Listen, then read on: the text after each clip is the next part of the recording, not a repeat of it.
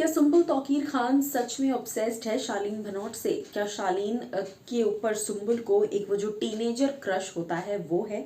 चलिए आपको बताते हैं कि इस पूरे मामले पर, क्योंकि परसों के पूरे एपिसोड में जिस तरह से सुम्बुल शालीन हुआ, कल भी काफी हद तक सुम्बुल शालीन इसी को खींचा गया।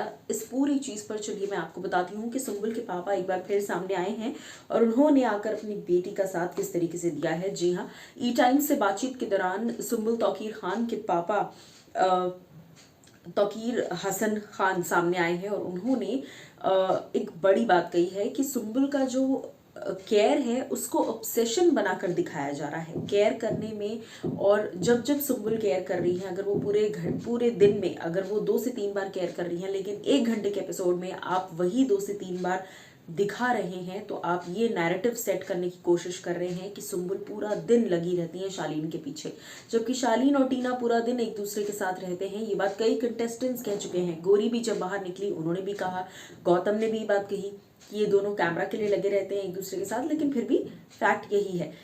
सुम्बुल लाइव फीड में ज्यादातर अंकित प्रियंका के साथ बैठी नजर आती हैं, गौतम सौंदर्य के साथ बैठी नजर आती हैं, या फिर सुम्बुल साजिद और निमृत वगैरह इन सब के साथ बैठी नजर आती हैं। तो फिर बार बार शालीन वाला नैरेटिव क्यों सेट किया जा रहा है? इस पर ई टाइम्स से बातचीत के दौरान वो कहते हैं, she isn't obsessed with Shalin but is caring towards him. During the fight, even Saundarya was holding MC Stan back. No one noticed it, but Sumbul came into the limelight. सब एक दूसरे को किस कर रहे हैं, हक कर रहे हैं, सब फ्रेंड्स हैं, पर अगर सुम्बुल करे तो उसको बोला जाता है एवरीवन इज किसिंग एवरीवन। घर में कौन है जो एक दूसरे को हक नहीं कर रहा? This has been happening since day one. Everyone knows that the more they target her, the more hype they will get. She has become a soft target.